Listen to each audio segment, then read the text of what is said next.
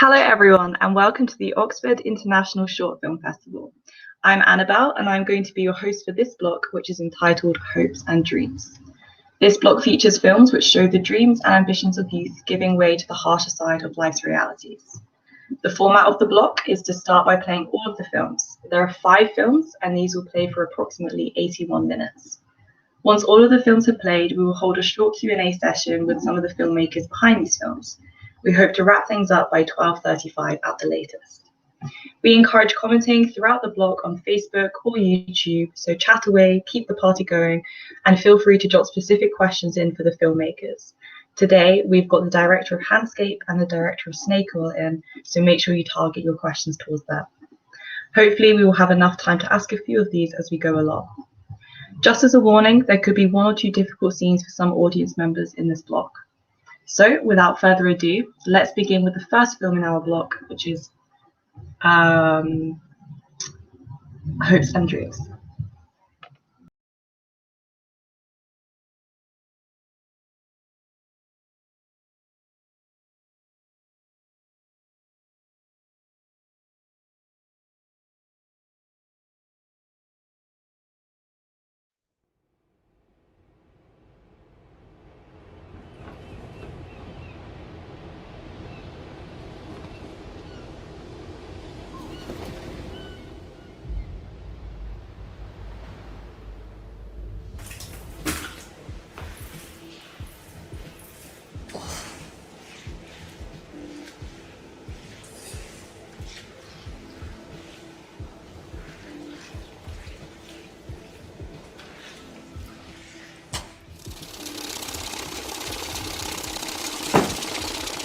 You wanted to see me?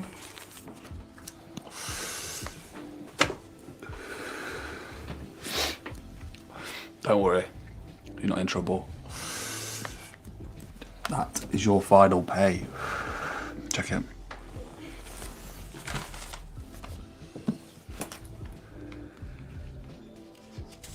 Oh, there. Take it easy, Sheriff. We'll miss ya.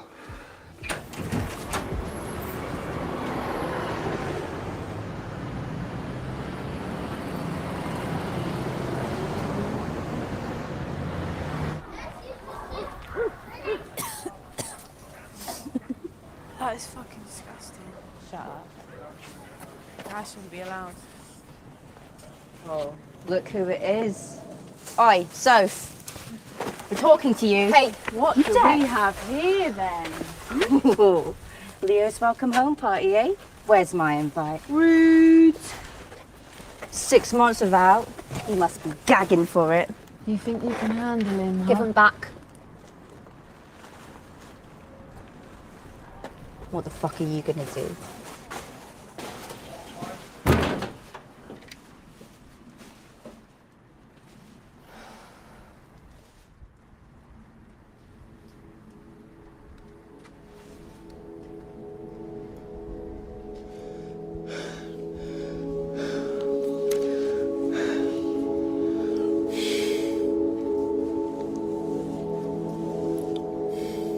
Love you. Don't worry, I'm not going anywhere.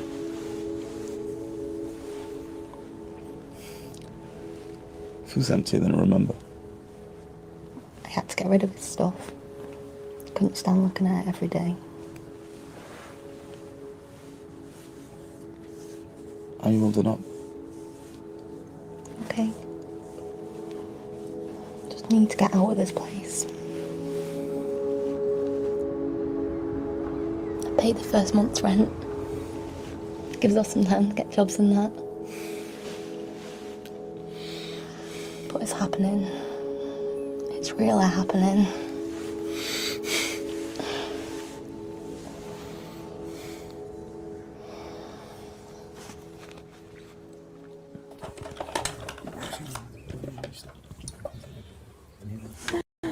Hi. Thank you, Auntie Soph. Hello. So sorry we couldn't make the funeral. How are you holding up? Yeah, I'm okay, thanks. And are you excited? Sorry? About moving? You feeling excited? Oh, yeah. We're really excited. Oh, here he is. My favourite nephew. Come on, here we are. Hey. Oh, you got so big, little man. He's gonna be a fighter just like his uncle. Oh, good fighter like his dad. No, I won't be involved in any of that. It's mine.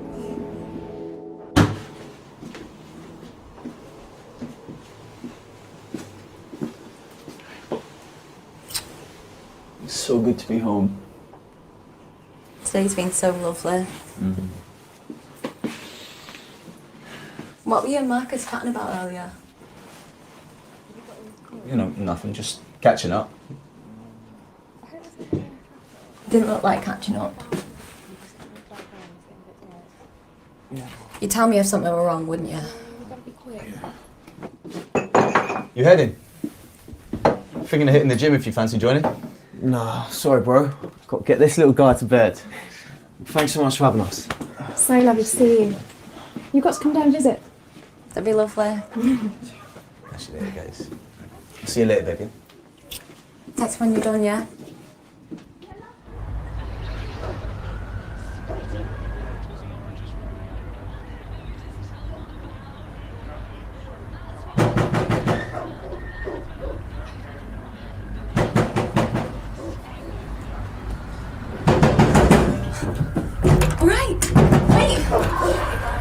Oh my god, what happened?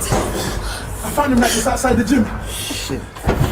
It's all good. I'm fine. It's fine. No need to worry. Yeah.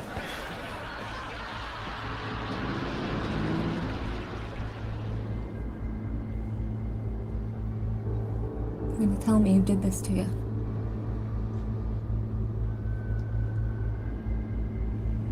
Leo. Leo, tell me.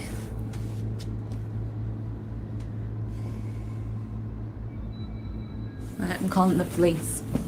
Leave it! You're gonna tell me?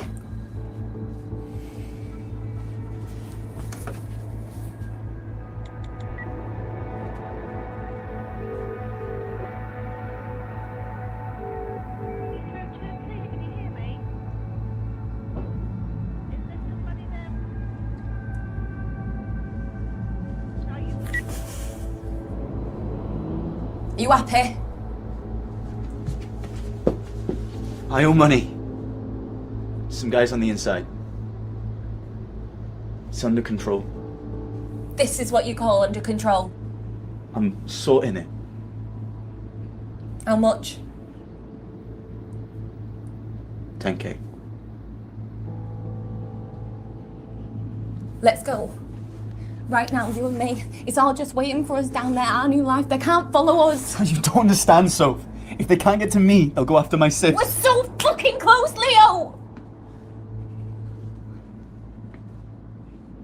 Hey. How much have you got saved? 5k. We'll make it work, I promise. Let me give them a call.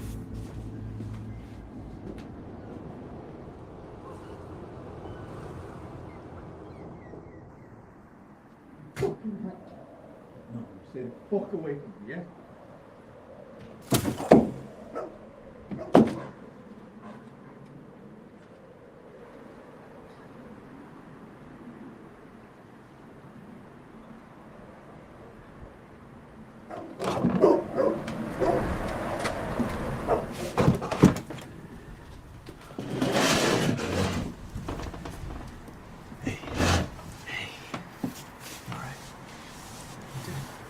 Tired, Leo.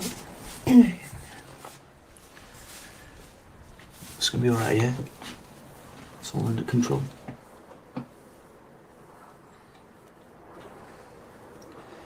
Tell you what, you go down to the house tomorrow, and I'll meet you there. Not without you.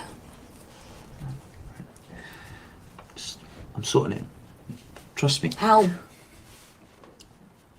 It's gonna be okay.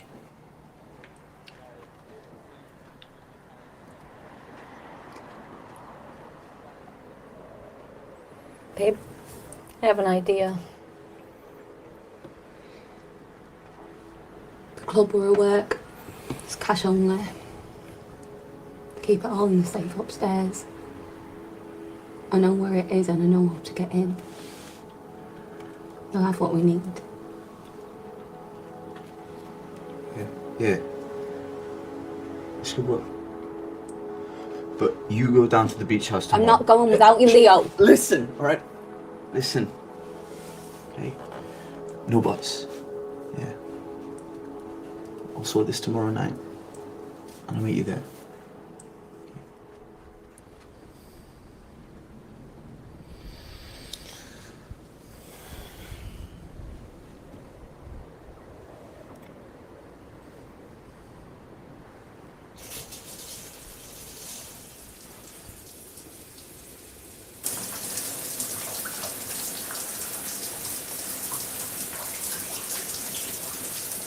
I'm coming with you.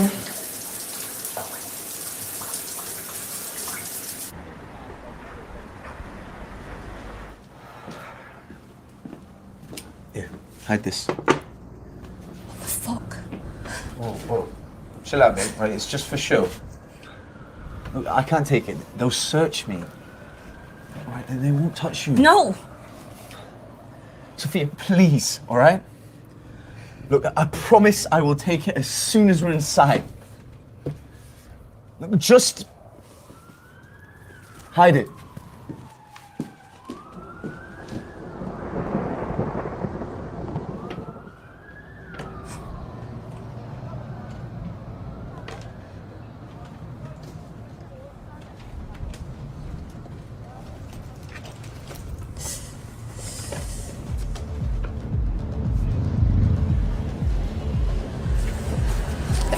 That bouncer's new, Leo. It's cool, just stay calm, yeah? ID, please. ID, please. Quick check. Sorry? I need to search you. Can you put your hands up, please?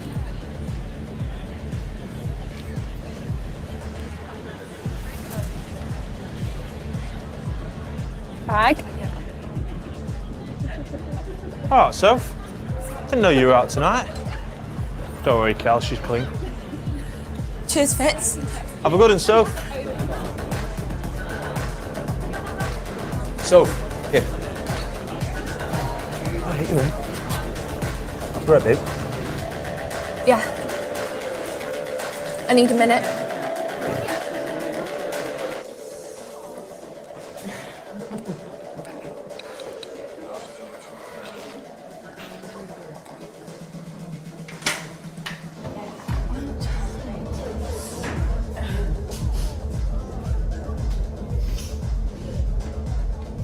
Oh, look who it is. The biggest fucking slag in this entire club. Why are you looking at sluts? Is Leo out there? Wouldn't mind having another go on that. What the fuck are you gonna do? Huh? I could have you right here. No one takes my man away from me and gets away with it. You weak bitch.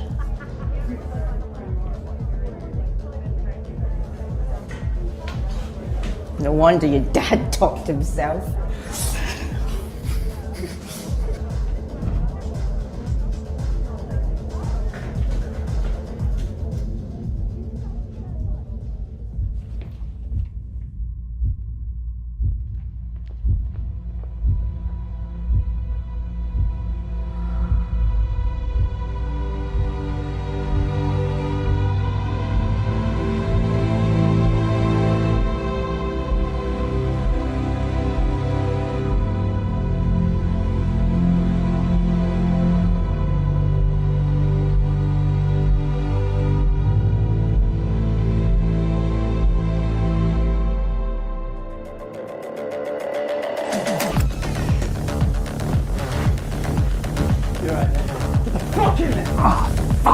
Sit down, right? Shut the door, babe, right? Wash.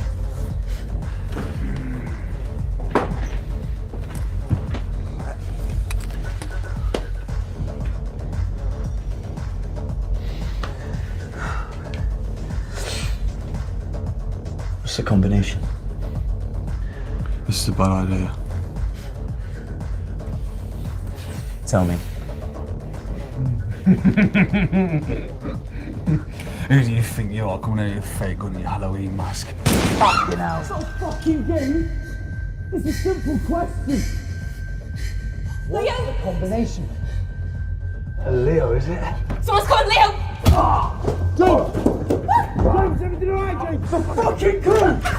It's a fucking code! Fuck! Fucking... Oh! Stay down. Fucking hell! These sisters So, what are you fucking doing?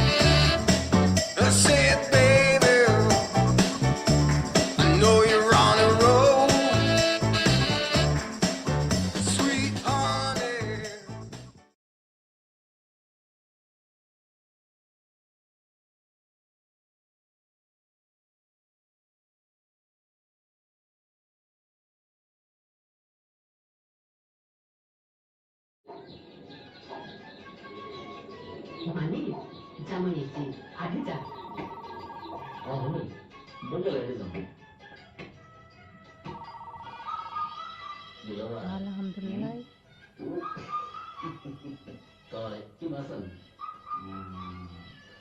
पता तो चले किसका मकान है, खरीदारी की है।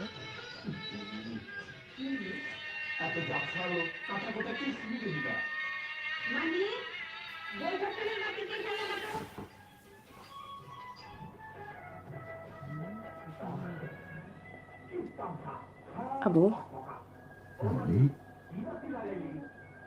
can I have some money, please? Okay, no.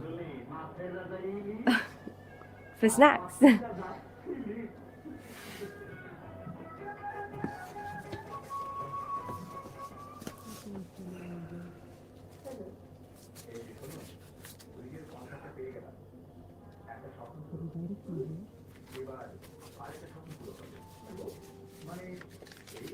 Thanks, Abu. Bas. Beatty, be good, huh?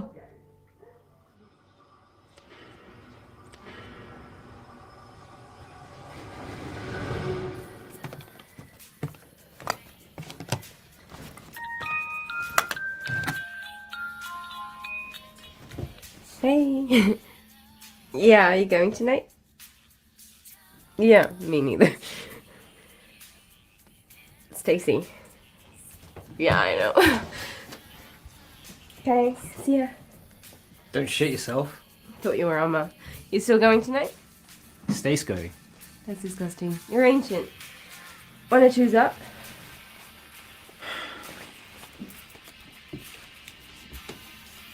Love you. Laters.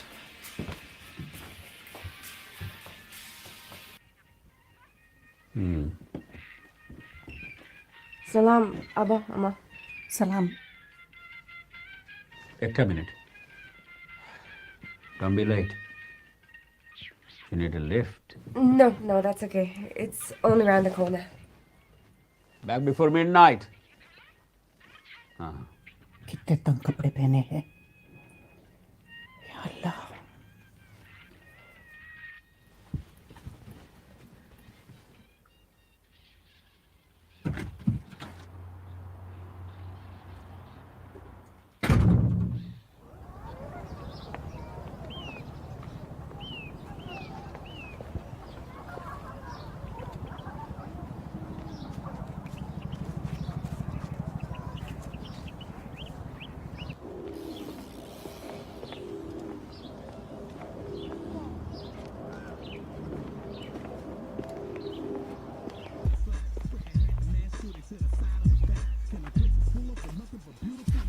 Oi, Ragged!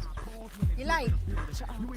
spent your money for nothing buying them minutes. You got a reason you could get lucky if you can listen. You gotta get some coke in your system, so let's go. I'm in the city where the urban explodes. Where are you, Merce? You bringing anything tonight? You alright? Hold on a sec, mate. Yeah, you alright? Go on. Is that it? I thought you said... You've got to have more than some joints. Well, bring them anyway. These days want to get wasted. Oh, no way. Don't mess with that kid. He'll stab you for a fiver. Oh, yeah. Did you, Fuck's sake.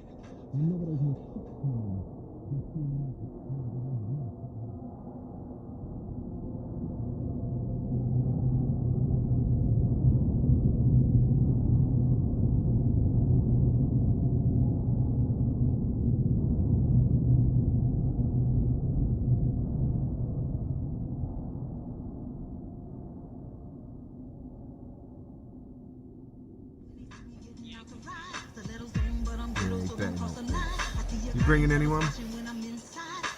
Well, what happened to What's-Her-Face? Do you actually know anyone there? Perfect for you then. Who gives a fuck? Anyway, on the stage now. In a bit. What, should we go?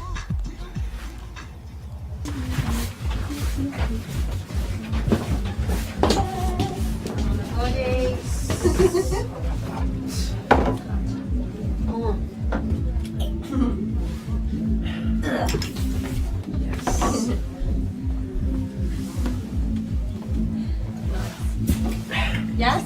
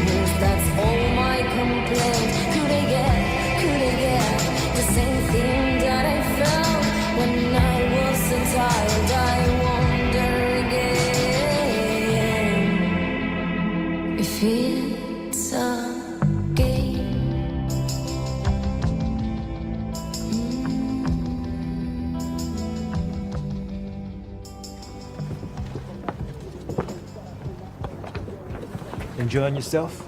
I am now.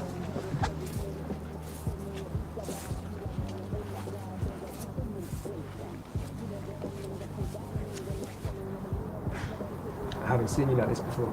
It's a new me. Well, at least you've improved the skills you showed us the other night. Oi.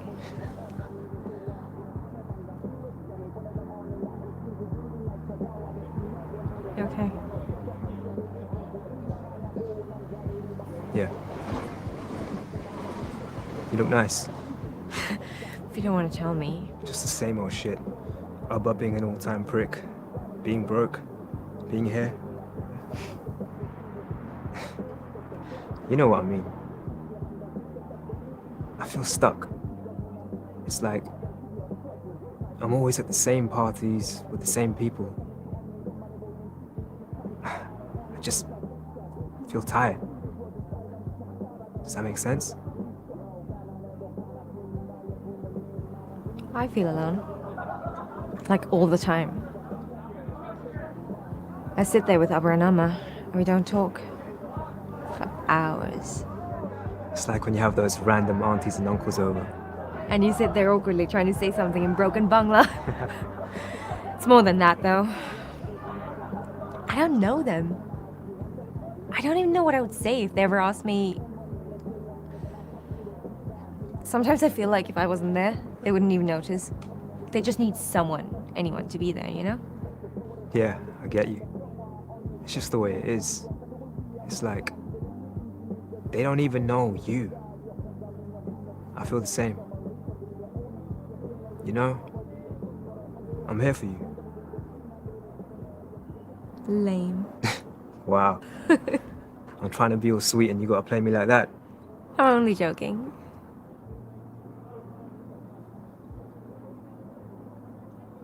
Where are we going then? You serious? Yeah, why not? Oh, only like a million reasons. You never take me anywhere. I wasn't talking about a day trip to Marwell Zoo.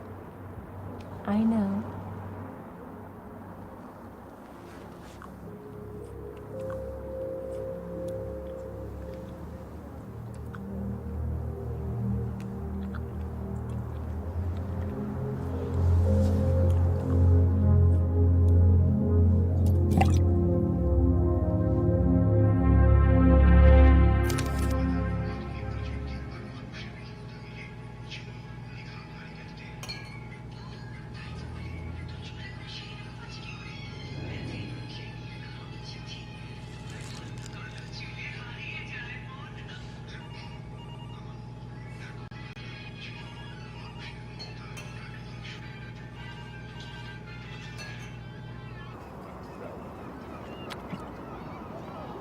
Yeah, but he wanted to do it in his sister's bed. That's sick, innit? There was like love hearts on the wall and little cuddly toys staring at me. It was well awkward. Total turn off.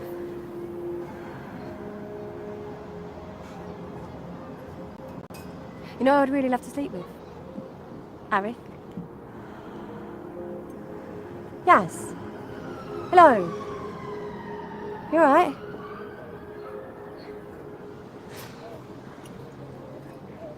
Mike just don't get me. You know, I love him, but oh, he can be such a dick sometimes, you know? It's tough when everyone wants you.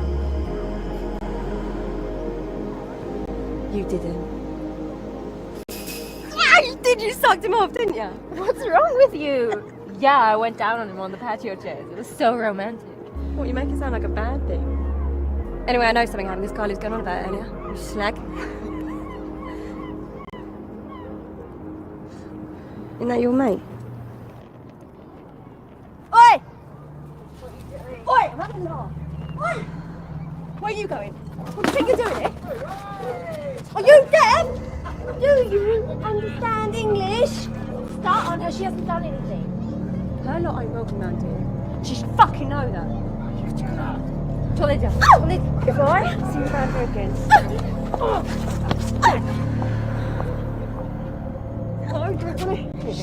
We're bound here again, right? Do you know her or something?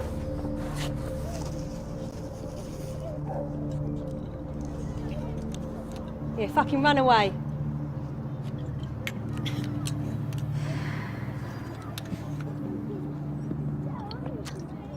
So anyway, you two official now or what?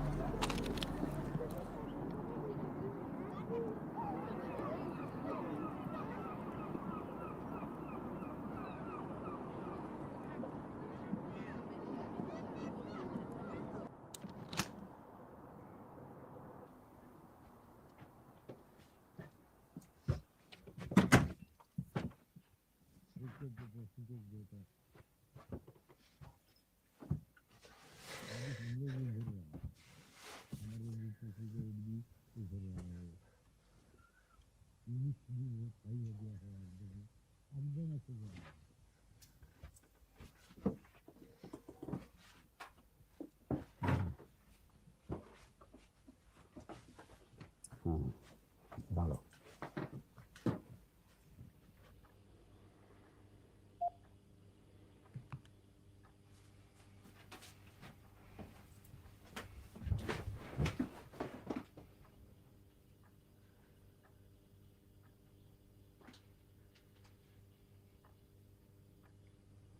I'm sorry, Abba. What will people think? So these are your friends. Criminals. I'm sorry. Sorry. So am I. I'm sorry that I trusted you. Astaghfirullah. What did I do to deserve this? You didn't. Chup! You have no self-respect. Ki?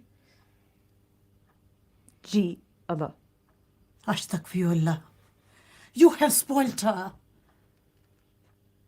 Did I not raise you properly? Good Muslim girls don't do this. What were you thinking? What are the secrets you're hiding? Nothing, Abba. Liar! Only Allah knows what you've been doing with those bad girls. What's going on? Ami, sorry. Sorry. You are not sorry. You are sorry because you got caught. Shotomaya, smoking, drinking, gobies. और क्या रह गया है? Did you know about this? Did you know what she's been doing? No more phone. No more going out. No more friends. Where is it? Maya. Abba! Shut up! She said she's sorry. What are you hiding? What do you want from me, huh? You want to know? Everything! That I love drinking, love smoking, love having sex? Is that what you want to hear? Is that what you want? You are not my little girl anymore. Suncho! Who's going to marry a girl like you? I won't ever be like Amma or you. Kibolocho, I'll be with whoever the fuck I want. how dare you talk to me like that? You are!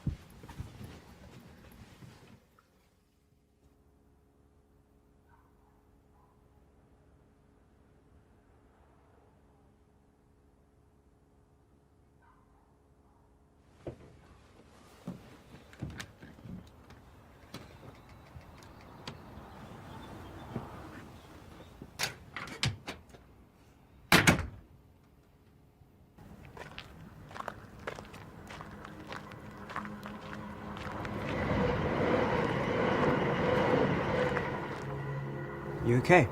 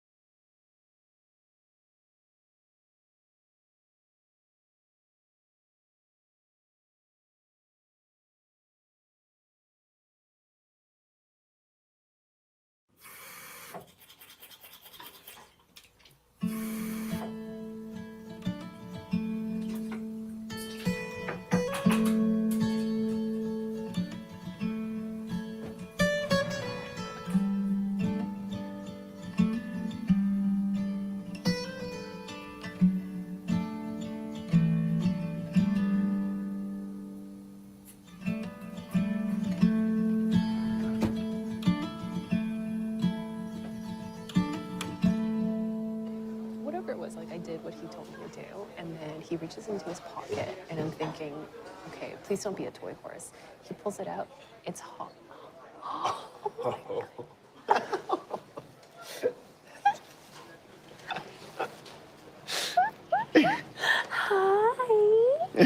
Hi. Hi. Oh. Beautiful family.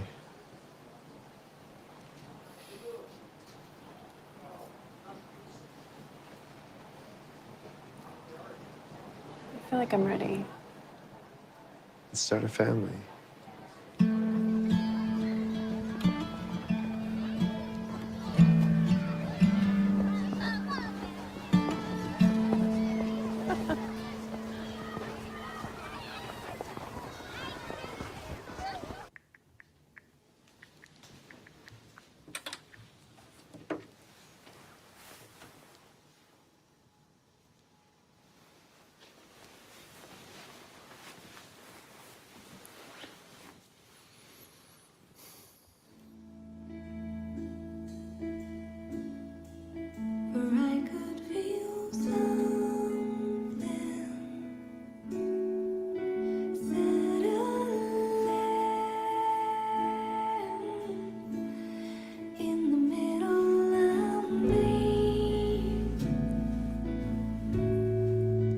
Hey everyone! Hi guys. How's it going?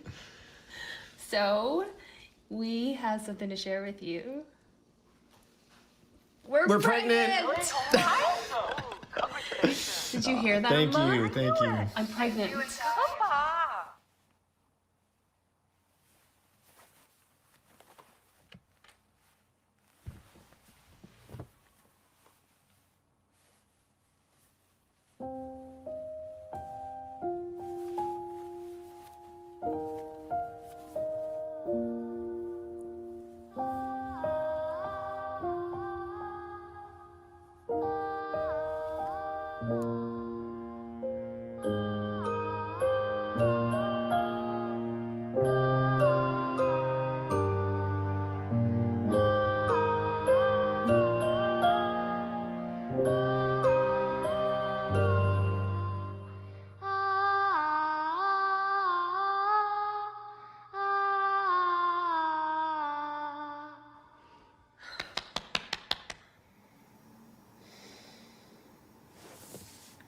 Babe, Mm.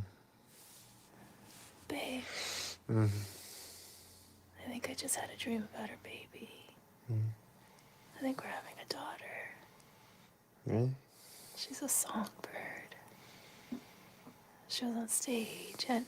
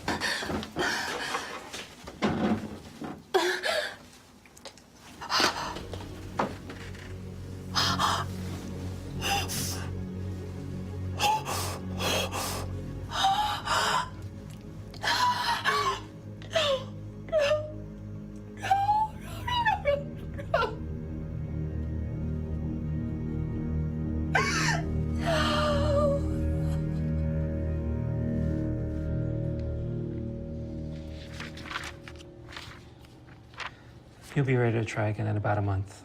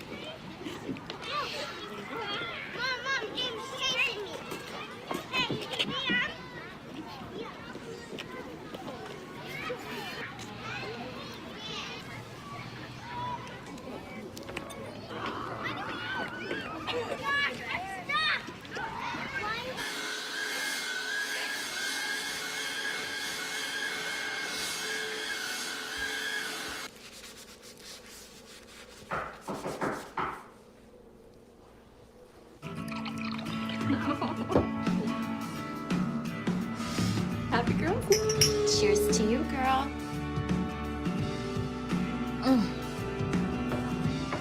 Okay, seriously, no more tequila. No, I need it. Tequila's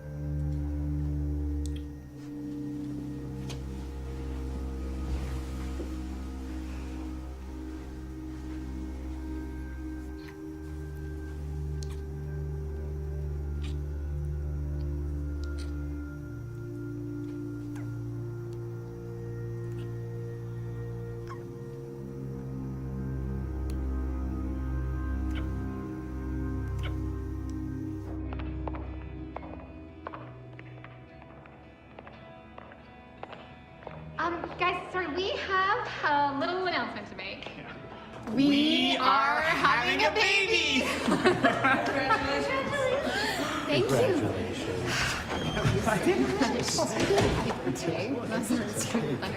Thank you so much. Congratulations. Thank you. Just starting the show. A little like everyone noticed.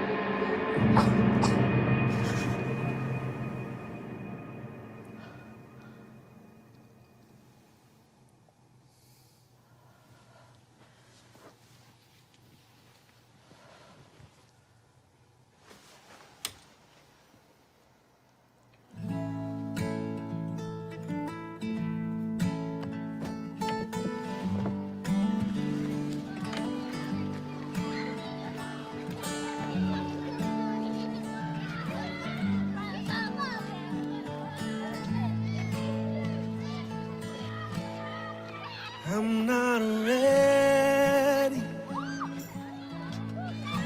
to move on. If moving on means forgetting, so keep you here,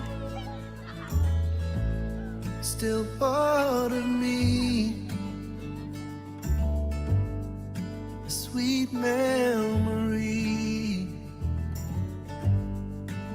a melody on the wind, my songbird.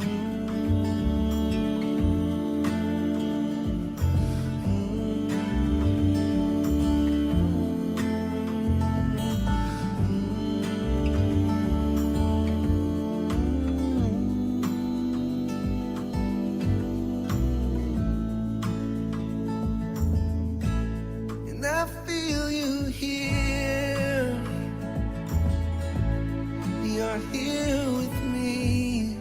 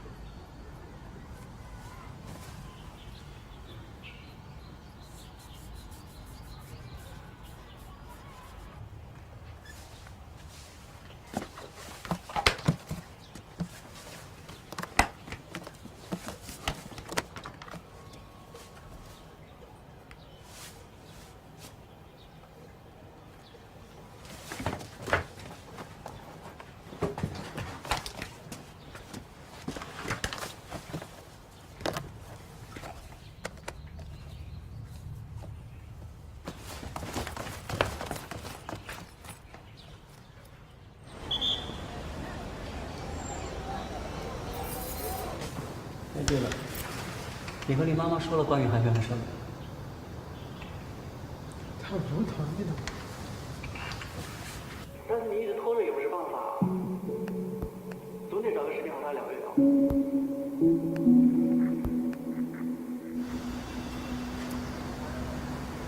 我妈本来就不想我跳的，她讲我一门心思好好读书，找到好工作，最好到哪里都跟别人一模一样。我做不到那样，我不觉得她难过。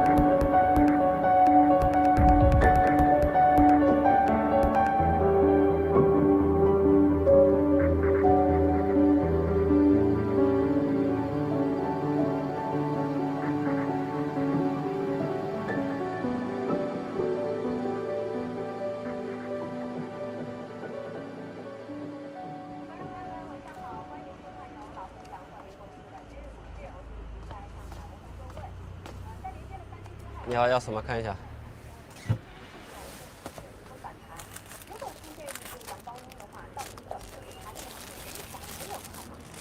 1.5块一个。手机支付这边。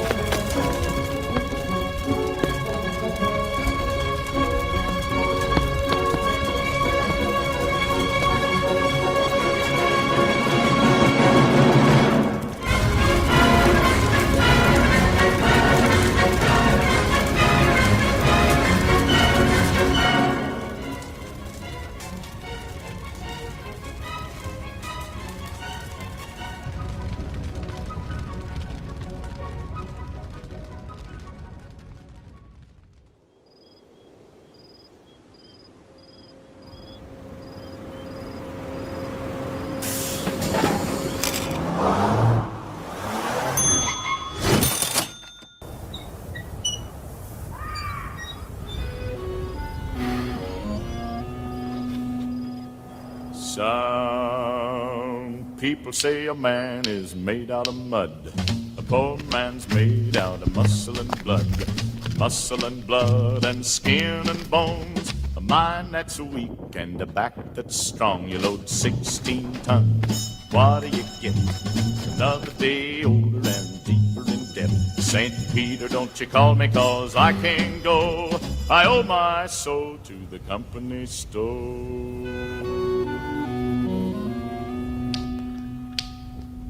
I was born one morning, it was drizzling rain. Fighting and trouble are my middle name. I was raised in the canebrake by an old mama lion. Can't no high-tone woman make me walk the line. You load 16 tons, what do you get? Another day older and deeper in debt. St. Peter, don't you call me 'cause I can't go. I owe my soul to the company store.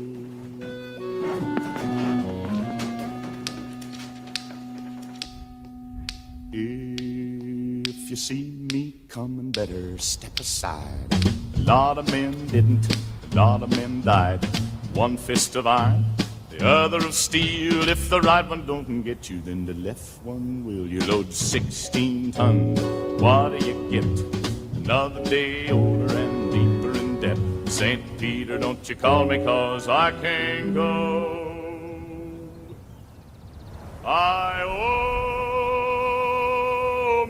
my soul to the company store.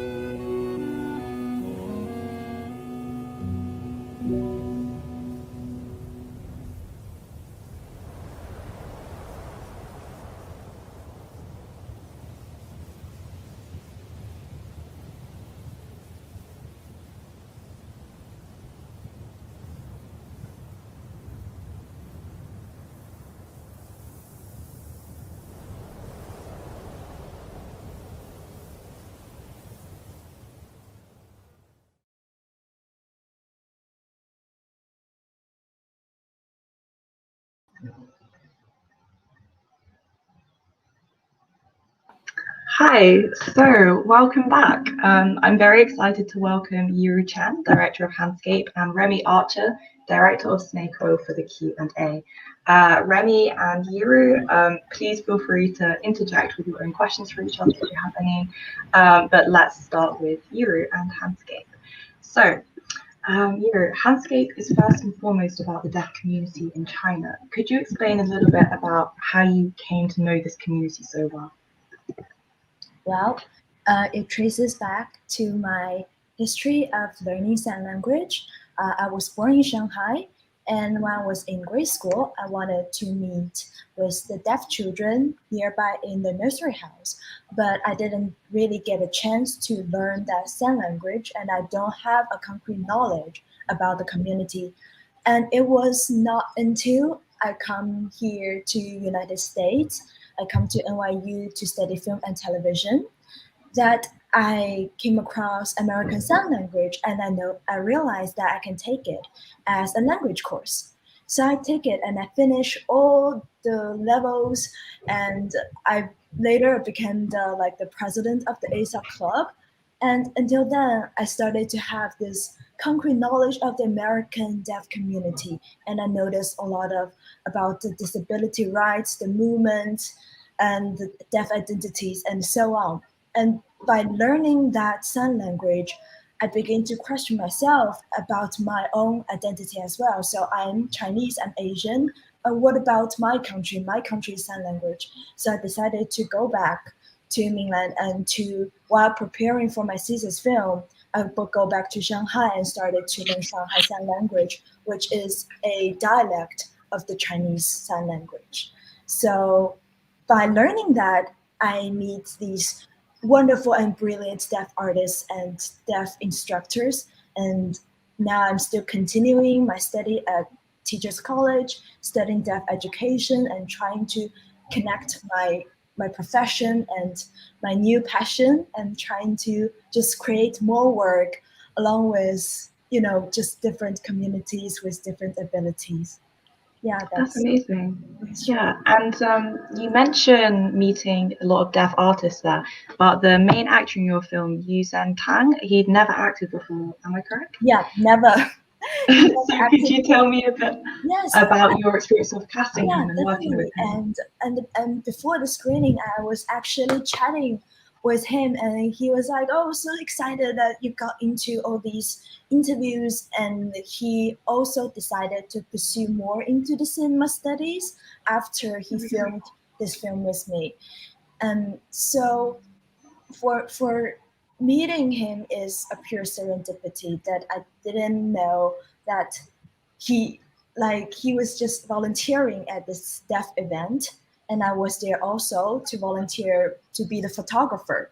and and when I was signing using a cell with my Chinese deaf teacher, and he saw us, and he was questioning like, oh, how a hearing person can sign so well, and that's when I realized that there's like this difference between hearing people and deaf people, and they really want the artwork and the film that can really represent their community. So we were talking just on the phone and checking in to each other, and he asked me, "Oh, did you see the film Coda that's been all over the cinema and everything?"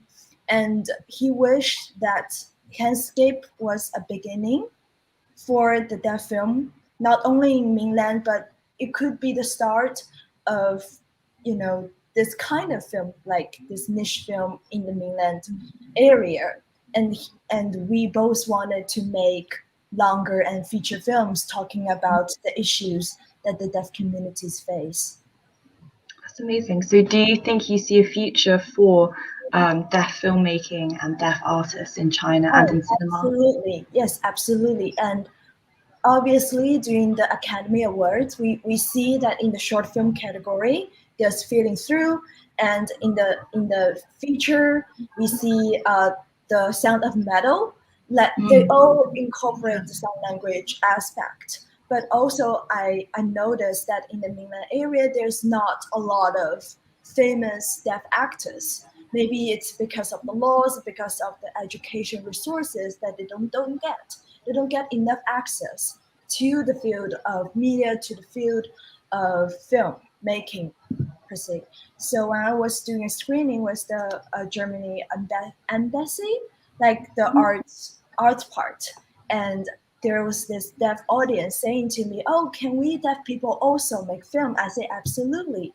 Even though I'm here in the States trying to learn about the deaf ability, the deaf rights, and the deaf advocacy, I want to also bring them and promote them everywhere in the world, because there's not only the Western part that have very advanced laws and very advanced accessibility for the communities, but we really want us to spread it to the world. Like I want to make film more accessible to all people, because we're just temporarily abled on this world, and we love film. We are filmmakers.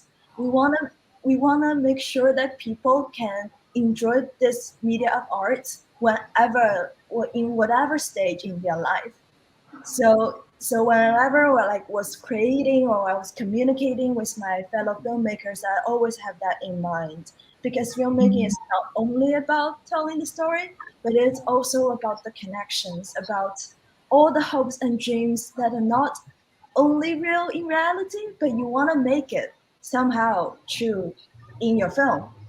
So there are a lot of people may face difficulties and barriers when they're like trying to access the film. So we are just trying to, like me myself, only me, but I'm trying to make it possible for more people. Yeah. That's really fascinating. And it's interesting as well that you chose dance as the focus for the deaf community, because in some ways that is a universal language. Could you talk us through a little bit about choreographing the dance, the very beautiful and very lyrical dance scenes in there, and how you then kind of felt taking on this dancing role if you'd never done it before? Right. He actually was very concerned about his presentation in the dance, because he kept saying to me, "Oh, I had injury in this left arm. Maybe you don't want to show this. It's not pretty on the film." And I said, "It's not about pretty. If you feel concerned about rehearsing the dance, I'm gonna dance with you," because the motive of putting dance in there, because I was trying a lot of performances. I was trying the public arts, the public performances, along with my filmmaking that path. So I was just experimenting myself as an artist before the camera and behind the camera, like both sides. And that's when I realized that once you connect with your body, then you can express something that is not verbal. And when we started to rehearse with this wonderful choreographer, this female choreographer in China, and we just pick up the dance, and when he's rehearsing, I let him to decide whether he wants to wear the hearing aids or he wants us to be complete in silence. So it's her pick, but it's his pick, but we're just continuing with him every night when we are there on the street, like on that street we filmed. We just there along with him, and it was also like trying to combat my own barriers and all these anxiety and fears that it's not pretty. But I don't think this film is only about prettiness.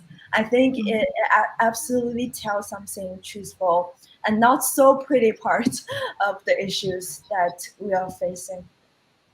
Yeah, that's really interesting because, I mean, in many ways, it is a very beautiful film, but as you say, at the same time, it looks at the kind of behind the scenes of, the deaf community. It's not just sign language isn't just a decorative part of the film; it's very much part of the characters and part of the plot.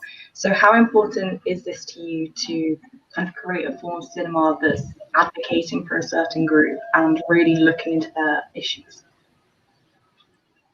I feel like as a hearing director, doing a film about deaf people is hard because we cannot represent them. They have their own representation. They can and they have the full ability to represent for themselves. And as a hearing people, as a typical hearing people, that we don't access, we have better access than a lot of other minority ability groups. So that's the thing that you have to remind yourself very often that we have good sight, we have comparatively good hearing, and that allow us to just try, like we sometimes forget that it almost take all these senses and all these sensations for granted. And it's relatively easy for us to chase our hopes, to chase our dreams. But I think that's also the magic of the film. Like it's in the theater and everyone can see it, everyone can feel it. People will get touched, and by that sense of touching and that sense of movement, that people begin to be influenced, and that's when the advocacy happens, and people get moved, and people want something to express.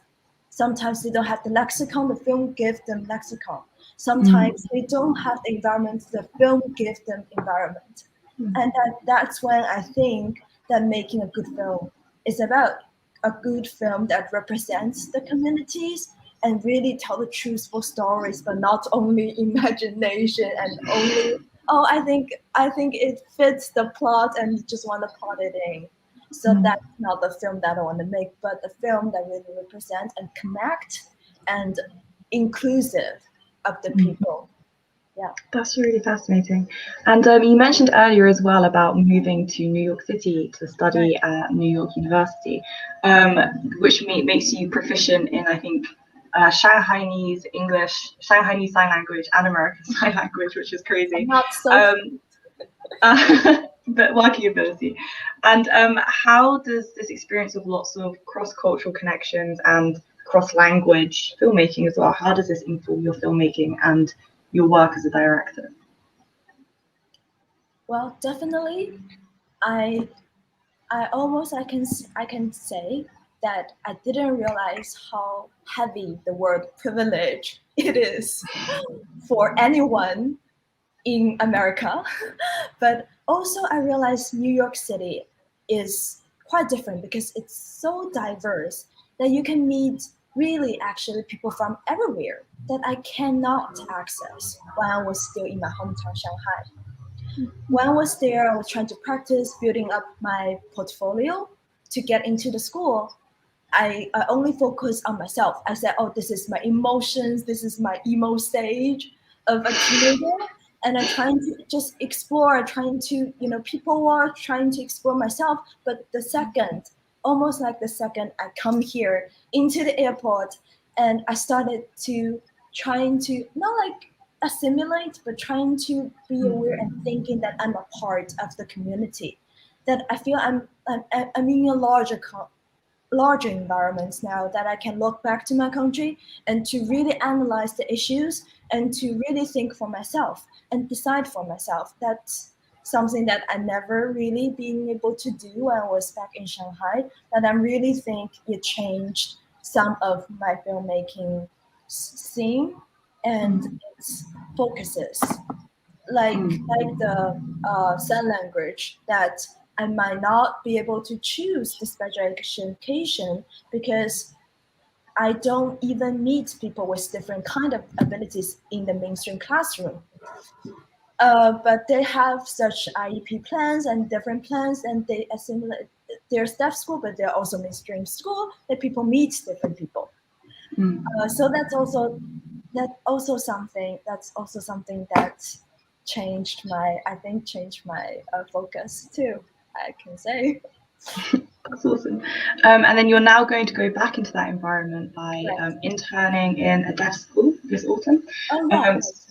So how do you think this experience of teaching and again working with deaf children will impact any future projects you have in mind? Besides interning, like being and like just very young, just starting the teacher, I also choose another class called the inclusive arts for children with disabilities. So it's not only about the kids or the young people with a different hearing levels, but also for different children who experience slightly differently than typical children. And I want to make art and trying to teach art and using my profession. So that's something that I really want to try to do in my future career as well. Not only as a filmmaker, but trying to access different, like the music parts for deaf kids, trying to do the physical theater for children with different physical abilities. So that's also something I think that only after this fall I can tell more about it. But I'm absolutely keeping my mind open, everything open, and I'm welcoming all the opportunities regarding this, and also welcoming whenever possible in the audience. If you are really interested also in such kind of topic, you can absolutely reach out to me. Amazing. Thank you so So I think Annabelle's broken up a little bit there. Is that just me? We're live, these things happen. So Annabelle, are you back? You seem to be sort of, I don't know if it's just my screen, but anyway. I've lost Annabelle as well. Yeah. Okay, I think my connection's going a bit bit wrong as well. But let's keep the flow going. Whilst we're still talking about Handscape, and I'll come over to Remy in a second. But what I found absolutely fascinating, having listened to you speak there, was actually how you tried to acclimatize the audience that can hear with sound. And you do that very effectively, very quickly, even right from the opening scene. Do you want to talk a little bit more about that? And what I'd like to do is kind of contrast it with Remy's as well, because he's using no dialogue in order to tell his story, which I think is fantastic also. I just want to use this platform to appreciate Remy's film. I adore this film so much. Like no matter it's like the breathe in the editing, it just flows so well, and also the actor is just the charisma of it, and I absolutely love it. And also it reminds me of when, very early on in the cinema history, that deaf people enjoyed it because there's no sound, like people can just watch it. And the Chaplin uses a lot of deaf actors and learn a lot from the deaf actors as well. So I absolutely curious about your inspirations. I think I've said enough. Like the music is definitely a part of the film, and for deaf people, they experience music in various ways. And maybe someday I will make a music kind of documentary about that individually. But this time I will just leave the platform to Remy. Thank you for your kind words, Yiru. And also thank you for creating a beautiful, intimate film. I really enjoyed it. It's really lovely. It's interesting that the sort of that both of us using non-verbal storytelling in different ways. Did you find there were any particular difficulties in storytelling terms, creating with a in your experience with Handscape? It was like almost like you are like intentionally taking out the sound, not like intentionally, but you do the sound design for basic things, but otherwise you have to be mindful that you are filming with the deaf community, that sometimes the deaf actors themselves can't hear us, and we have to learn basic sign language on set, and we have interpreter like all the time there. Wow. So I think in regards to the sound design, we particularly said to the one who did the original soundtrack, I said I want something new. I don't want just the piano. I want something electricity even. So we hear these little bobs, and these are just very spontaneously put into the film. Trying to create a sense that it's their own body's music, their own body's rhythm, but not like any typical rhythm in a sense.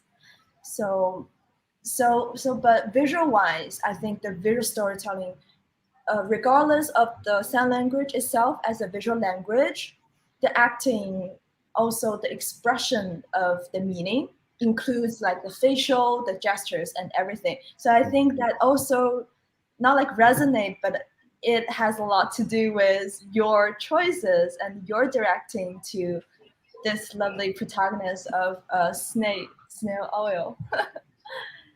Yeah. It's go on, sorry, Andy.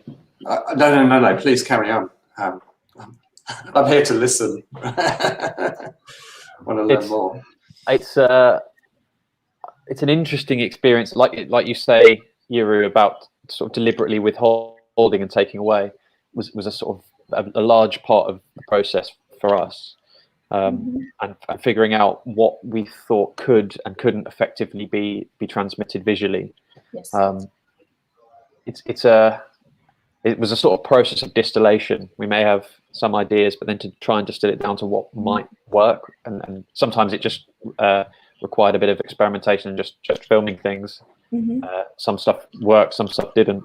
Did you have? Was yours completely scripted, or was there an element of needing to? No, of course not, because there are certain vocabularies that you don't just translate into sign language. So we have artistic sign language director, like the one in Coda and every film with deaf people, and they just make the almost like an accent training, like the accent in sign language, and they just make it more expressive, and they make it more in CSL. So I think that's the one thing we did for that, and because of we have to do the adjustment in the lines, that we don't finish the whole thing, but we rehearse with the deaf actors, and we see. I just observed how they sound, and I said, oh, maybe we can change a little bit because it doesn't really feel quite express what I want to express. And after rehearsing with our deaf instructors and deaf actors, that we lock the thing. But also, in the post, the editing also retell the story a little bit. So yeah, that's pretty much it. It sounds like there's a congruence between our processes. What's really interesting about Snake Oil as well, Remy, is that I think you're also a circus director as well as a filmmaker. Is that right? Correct. Which means you bring this kind of very like fascinating, whimsical sensibility towards the physicality of your films.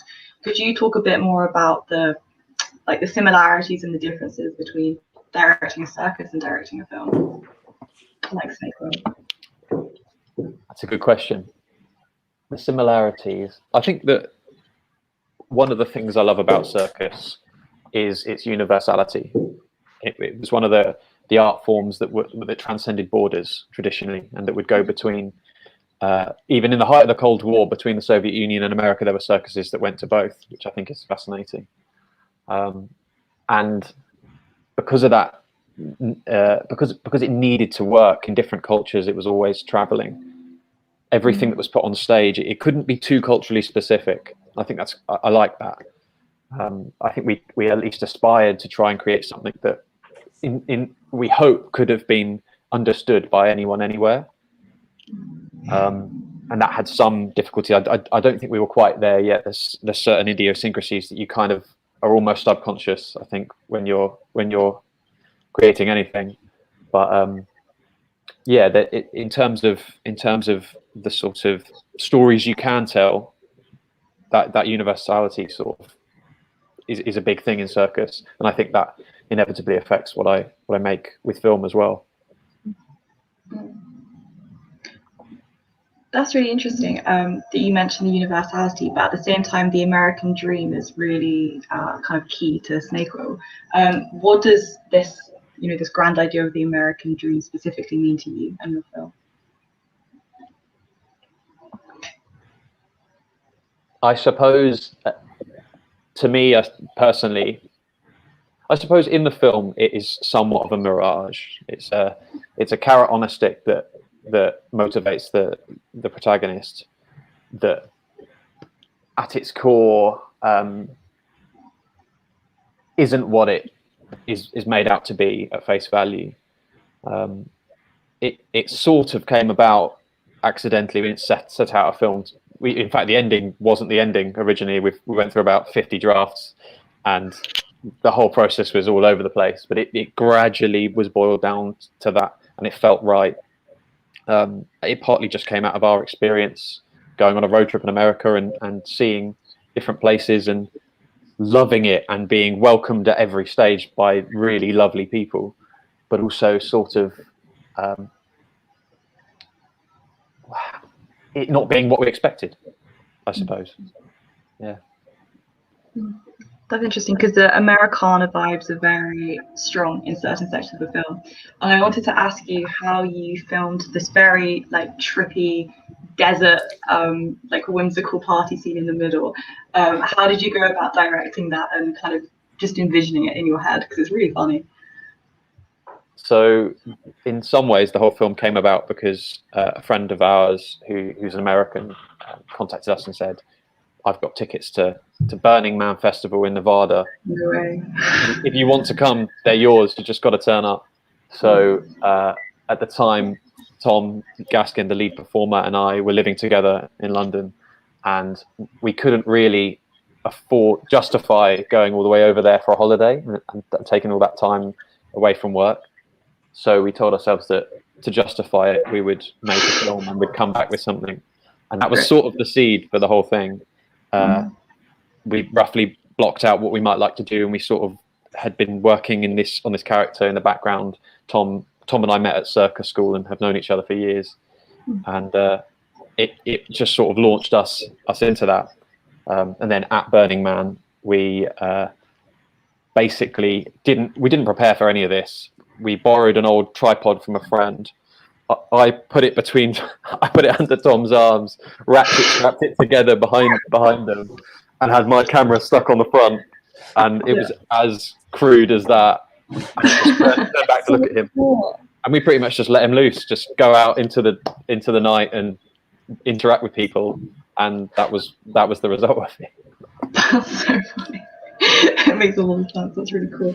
And it's amazing that you can be inspired by something kind of as hedonistic as Burning Man and as kind of weird. Because as I say, the American subcultures are really, really strong in film. And you mentioned earlier as well this Chaplin influence, and like obviously a lot of the film, because it has no dialogue, is reminiscent of silent film and these very old traditions from the 20s and 30s. So what, I guess, inspired you to take that seed of Americana and that hedonism and then adapt this kind of silent film? Yeah, you're very right. It's totally as much a love letter to America and American cinema as it is anything else. Particularly Buster Keaton. Tom, as I mentioned earlier, Tom and I met at circus school. He was training as a juggler and I was training as an aerialist, and we sort of immediately clicked and started creating work. And I can thank Tom actually for introducing me to Buster Keaton, because Keaton was his muse. He grew up in this. Tom grew up in the circus, and he got me really into Keaton. He already was there, and this, in many ways, the film is a homage to Keaton and his sort of wide-eyed, wondrous view of the world that I think is just so endearing. And as such, it's so linked to American cinema, and I think as a lot of the aesthetic and the approach was taken when we were in a bit of a tricky patch. We were a bit stuck. We would say, well, what would Keaton do? What would Keaton's approach to this be? And that sort of helped us navigate what was effectively a complete, I won't use the term I wanted to use, but a very, very disorganized shoot. Was not scripted and was not planned and was very improvised along the way, you know. Yeah, that's awesome. And can I ask as well, what projects do you have coming in the future that we might be able to see? Will they also have a kind of a circus angle to it and a very physical angle, or will you try something new? Both, we hope both. We're definitely, we want to create more around this character, or certainly, if not this character, this style, this non-verbal sort of comedic style is something we'd like to develop. But both Tom and I are also writing stuff together, and our own individual. We've both written screenplays, and we're hoping to work on them together. So yeah, there's watch this space, and hopefully there will be more soon. That's really wonderful, and it's such a distinctive style that I've really not seen any other filmmakers working with at the minute. So yeah, I hope it pays off a lot. Thank you. Yuri, did you have any other questions for Remy or myself? Well, I just love how you mentioned Keaton. Keaton is great. I can't think of another word, but I was actually picturing the film in sort of sometimes in black and white, like just some scenes, because it just fit so well, like, and also the cutting, like I said before, like the editing, like the breathing it, I just feel like, oh, it's just make me want to continue to watch it, and I think that's the goal, right? That's the goal. Brilliant. Thank you. I don't have other comments. Awesome, amazing. In which case, I think we'll wrap up the Q&A there. Thank you so much, Remy and Yuri, for your brilliant answers, and thanks to the people watching as well. Our next block today is Romantic Encounters, which will be screening at 1:30 p.m. this afternoon if anyone wants to join. And we hope to see you there. Thank you. Thank you, Annabelle.